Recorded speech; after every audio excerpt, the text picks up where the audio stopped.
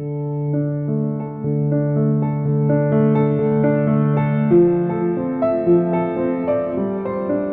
am Denise Kelly Galk. I've been called Kelly since 2nd grade, so Kelly is my name.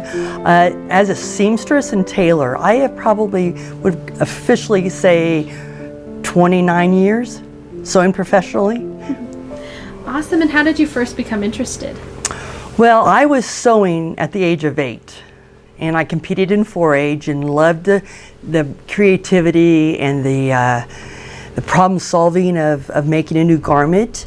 And I got to compete, and competing allowed me to win, and winning made me feel good. My confidence just continued to grow through 4-H. So I would just pick up odds and end positions or different assignments from different people. They go, oh, can you do this or can you do this? You know, and I have 4 children. So they all loved beautiful outfits for special, events. They had wonderful theater costumes that were handcrafted by Mom. They had wonderful prom dresses and homecoming gowns and those kind of things. So the kids always felt really proud of me as a seamstress. And then about 30 years ago, I had a house fire. And that house fire caused me to kind of change my whole track with what I wanted to do. I had just resigned from 2 PE positions because I was a physical education teacher. And I was teaching at 2 parochial schools, and I felt like I was not making enough money for my qualifications and what I was doing for the school.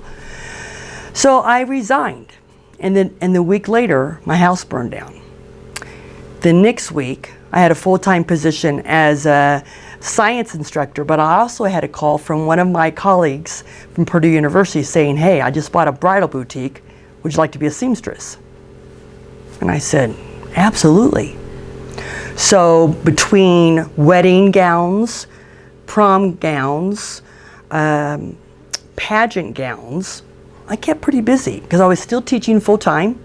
And I'd come home on the evenings or the weekends and I would do a lot of sewing for other people.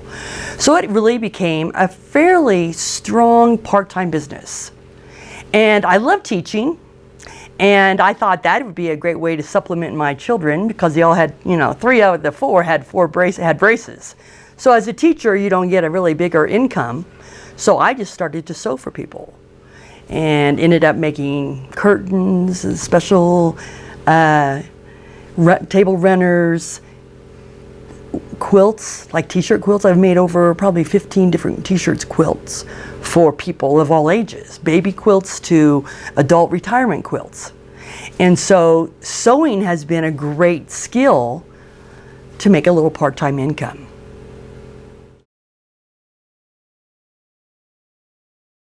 A lot of times people start a business without knowing much skill. And I think for my type of work, you have to be very skilled. You're not only aware of your techniques you have to do to make this garment or this product high quality, but you need to know how to do it in a fair amount of time.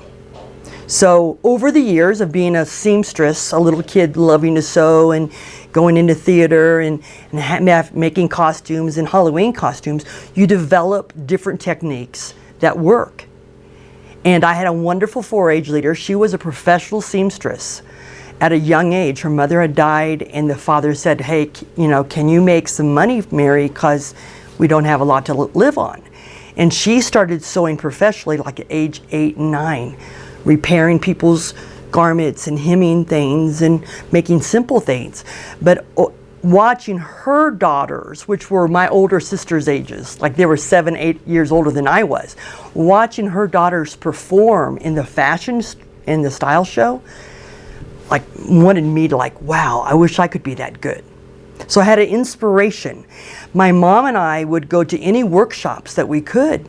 That was before the days of you could take sewing lessons at Joann's. So we learned a lot through 4-H, and they had manuals that taught us really high quality. And so having that love of being creative, making outfits that were unique compared to most people's, like, where did you get that? This beautiful gown. I go, oh, I created it myself. They go, what? So that and just loving to do things with my hands being crafty, being kind of not out of the box thinker with some of the things that you can do with fabrics. My mom used to take me to the fabric stores, and this was before the days of, have to be aware of what's happening in all the stores, but she would set me on the stool. I was so little. She would set me on the stool and let me look through the pattern books.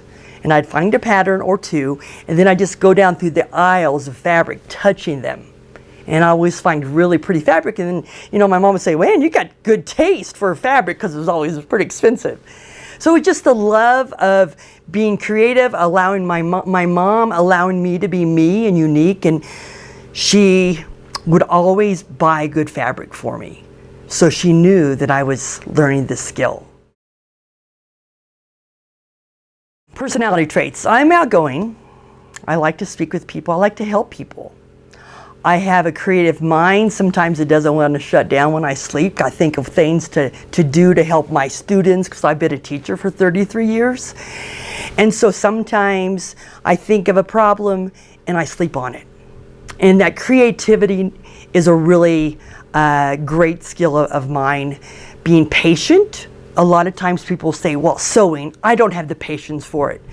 Well, you have to give yourself some time to develop those skills. So you might like sketching. I had a brother that is an artist, and so I saw him sketch. I never really pursued that challenge of art because I probably didn't want to compete with him, but I loved creating garments and taking patterns and changing the styles, changing the sleeve, changing the fullness, changing the flow of the fabric. And that was just kind of my kind of innovation way of thinking. I like critical thinking. I love tailoring because it's challenging. It makes me think. I like simple things too. I like beautiful things. So my personality is I really love nature. I love doing things with my hands, like helping people, like being unique. I'm a middle child out of 8. So if you can imagine, I coming from a family of 8 kids, I was number 6. I got only hand-me-downs for years. So my way of having nice outfits was sewing. And Mom would always buy fabric because she knew I was learning a skill. And she knew, just because of her experience in sewing, that if you buy really cheap stuff, you have trouble with it. Cheap thread, knots up. Cheap fabric rips and tears a lot, frays a lot. So she was a really inspiration. My 4-H leader was an inspiration. Me having that desire to help other people is a really great trait. So I've actually, stepped my foot into the doors of bridal shops just to see what they would pay me, right? Sometimes I act like I don't know anything just to see what their answers are.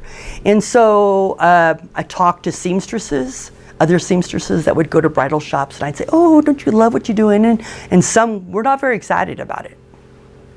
And others were very passionate about it. So I'm kind of one of those people that find a big passion. And so you could probably start out at minimum wage. And I think when I first started, it was a little above minimum wage.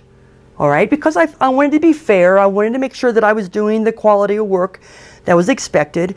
But now that I've been doing it for 30 years, I charge about $40 to $50 an hour, depending on what I'm doing. Now, if it's a simple sew on a button, because some people don't know how to do that and they ask me to do that, I don't charge them like that. Like just recently, I had a gentleman want me to put more Velcro on his wallet because his wallet was too stuffed with credit cards. And I'm not going to charge him $30. That's just, it's not even worth the product.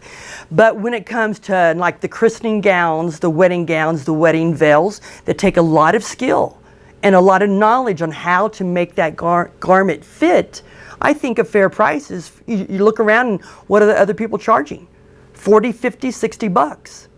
If I was living in a different state, 100 bucks, to him a formal. So I try to be very fair with my customers. And the reason why it's not my sole income. So if it was your sole income, you think about the time you used to devote, with the cutout, the picking up the supplies you might need. I've traveled several miles to meet up with a bride. And I've got to incorporate some of that gas money, some of that time I spend on the road with her fees. So I think a lot of times people, when they get started, they shy themselves. They don't charge enough. But you got to find a kind of a middle ground where you still have clients coming in. And then once they know your quality, they're willing to pay you. That's the key. You see a little bit of my workspace now. This is down in my basement, which is kind of a multi-room. So I use my son's pool table as my cutting table, but it works great. It's quiet. It's not in the entryway when people come through. I don't have a house layout where I can have a separate entranceway. That will be my dream home, where then that area will be my write-off as far as business goes, because you got to be really careful about that. Right now, I can't take off this space because it's used for other purposes.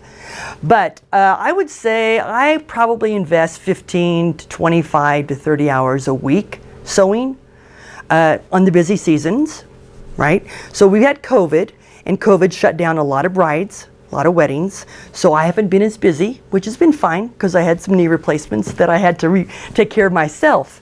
But I've met people at fabric stores. I've met them at their home. I've met them at my home and on my kitchen table, and I'll say, tell me about your personality.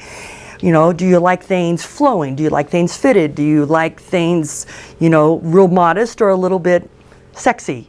So when I'm sketching out what they want for their bridal look, I might look through magazines or bridal magazines to give them ideas.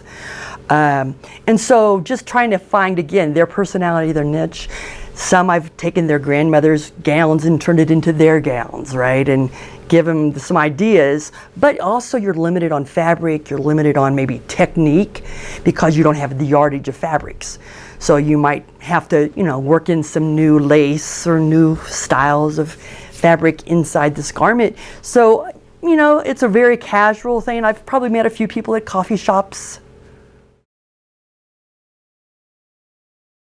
Well, if I was full-time in this business, which I'm not quite full-time because I still teach and I still love teaching, I would say you have your plan for the week. Who are you going to meet with? How are you going to promote yourself or get your word out? So I haven't really gone out to bridal. I've gone to bridal shows, but I've never had a booth, right? So that would be my next big step when I retire, is I would go to some of those nice bridal shows, get my name out. I have a wonderful portfolio of things I've done, so that's a good thing you want to think about. Even as a young person, maybe thinking about going into sewing or tailoring or alterations, keep pictures of what you do, okay? And then comments from your clients, because that will help you generate some support and recommendations. I would say I try to spend, when I'm sewing a big project, a few hours at a time. I don't like to stop and start all the time. It's really a little bit mind-boggling. So I would, plan my day out. I let my husband know, hey, I'm going to be down in my sewing area for a while. And if I have any guest or my client coming in, I would let them know. So we just kind of keep everything open as far as communication goes. Workspace, we want to keep it tidy, but yet my mother was awesome. She told me, don't feel like you have to keep everything tidy when you're busy, when you're productive. You're going to have lots of different little things that you need to work on. So I'm not a true melancholy when it comes to keeping all my space beautifully organized. But man, when you see my gowns, it's a melancholy work. It's done very well. So you can make sure that you're organized. I've learned becoming more organized is a good skill, not necessarily my strongest skill when I started, but that's important. But also knowing I have a lot of different bins to keep different tools in or different supplies in. So I have one for Velcro, one for zippers, one for threads. And so I keep them handy because it's really interesting how quickly somebody can say, hey, can you do this for me? And you're not digging through all your stash. So I'm pretty organized with that. typical day, again, I could sew for 8 hours, but I'm up and down from my chair. I'm at the cutting table, I'm at the ironing board. I might be working on a mannequin. So I'm not in one position at one time. The benefits of being a seamstress has been remarkable. The people I get to meet and help, the unique projects that people ask you to do. Like I did a wedding gown from 1920 that was purchased on eBay from Paris, France. And the bride found me. I don't really advertise too much. She found me, and we fixed this beautiful gown. It was all chiffon and tattered and torn, and she was just amazed, right? And then you have the grandmothers, you know, a little puppy dog that they've had ever since she was a little girl, and now her great granddaughter has it, and it needs repaired, and you make it look like it's brand new. Those kind of things are really cool. You know, I'm working on 3 christening gowns, or 4 actually, from a grandmother's wedding gown to now all 4 of her children are going to have a gown for their children to baptize in that has a part of their wedding gown from grandma. So that's really cool. Sometimes you'll have people that think they know more than you, and they don't. As a seamstress, I've been sewing a long time. There's techniques that are faster than others. That if somebody's on a really tight budget, like a bride, and I'll say, well, we could do it this way. Nobody probably would know except you and I how we did it, or we could do it this way, which would be really, really nicely done. But hour-wise, we're talking 5 different hours. So I like to work with clients. That's how I would like to be worked with. If I could make a shortcut for a person, like I have a client just calling me, hey, can you hem these long drapes in my house? I got 12 panels. How much you gonna charge me? Well, I like to see them first, right? And then I said, well, all of those would be needed to take out. The seams need to be taken, and the hems need to be removed first, and then you need to press them, cut them, and stitch them again. So we're talking some hours there. Oh, well, we can just tack them up. I said, we can tack them up and see if you like it. Because if it's only going to be, say, $25 compared to $250, she might be happy with that. Some people are. So most bridal shops have this range, which I have a range too of, you know, if I'm doing your shoulder seams, it could take me anywhere from 5 minutes to an hour. So you have this range, but most of the time that I've seen at bridal shops, they're very, very pricey. And having 3 daughters that have been married and gone through weddings, I want to be fair for those parents because they appreciate that. And they appreciate that. And then I get nice recommendations for their friends. So I think if you pay it forward, they're gonna come back to you. Oh, absolutely. My kids have loved having fun costumes. All my children have learned how to sew. They all competed. They all won awards. When kids win awards, no matter what it is, and they have to do it in front of a judge or a group of judges or on a stage, they get true confidence. Sometimes we fail, and that's okay. I've had to rip out a lot. All right, I made mistakes. I've made outfits you can hardly get on because I had the wrong kind of fabric. Those are the kind of skills that you cannot give up on yourself. Because if you don't keep trying to make it better, you'll never know where you could be. Sometimes I think, man, what would it be like if I went to Hollywood and see what their costuming department's like, right? To travel, or, you know, there's a lot of different things. I've been very satisfied being a teacher, being a military wife, being a mother of 4, being a grandmother of soon to be 4. I've got to do cool stuff for them. And when little Hunter, who's 6, says, hey, I got these Piper pants, which are baseball pants with pipes on the side. And my grandma made them because they don't make them that small, right? It's kind of cool. Or you make a quilt that they love forever. That's kind of cool. Oh, wow. Well, my kids keep telling me, Mom, you got to get your website up. You got to get all this, make some more YouTube videos and that kind of stuff and publish those. I'm not kind of ready for that yet. I'm not a big techie person. But I see this talent I have continue to help other people, continue to allow me to grow in my skill and keep my brain sharp because I'm doing critical thinking, problem solving on a project. I could take it to different locations. If I, eventually, and say I'm in my 80s and I still want to sew, I can still sew. As long as I have my eyes and my hands, I'm still going to be able to sew. It's something that I can take with me, no matter where I go. If I want to go visit my grandkids for a couple months and shoot, my daughter keeps saying, Mom, you need to have a storefront. You need to give lessons. But, I'm not quite ready there yet because of my career in education. However, there's so many opportunities. I mean, the Etsy has exploded online. All these tutorials exploded online. So, I have some growth there if I wanted to go into the big industry of technology and make bigger bucks there. But it is kind of thinking outside the box and making me stretch a bit. It's kind of cool. Well, if you want to go become seamstress or go into fabric design of some sort or go into alterations or some type of crafting with fabric, get familiar with fabrics and fibers. Enjoy it. Research, go to the stores, ask lots of questions, grab some good books and read about it. How did it evolve? It's amazing what we don't know if we don't try to learn about it. So I would encourage you to really learn about fibers, how they are, how you handle them, what are the properties? Do they shrink? Do they stretch? Are they durable? Are they something that's going to discolor very easily? Are they going to fade? So those kind of things are really important. I think working on your people skills would be a great one. Understanding that people do have ideas. And so you don't want to put down their ideas. You want to say, oh, that's a great idea. Let's think about how we can put that together. Now, I've had a few brides over all these years that are really like, I don't think you understand what I want.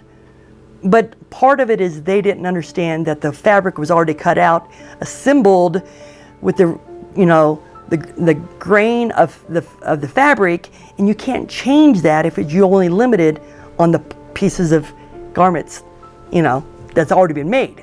They wanted to save lots of bucks, so they send it off to China, right? And it comes back not the way they wanted. Well, there's limitations. So experience is important. I know that I probably don't have the best answers for all the things. So I might ask other people that I know that are in the industry.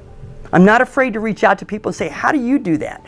I might watch a few YouTubes on, wow, I didn't think about that. Or it's been so long since I did that technique, maybe go back to my reference books. So, I try to keep current, watch some DVDs on techniques, on new things that happen.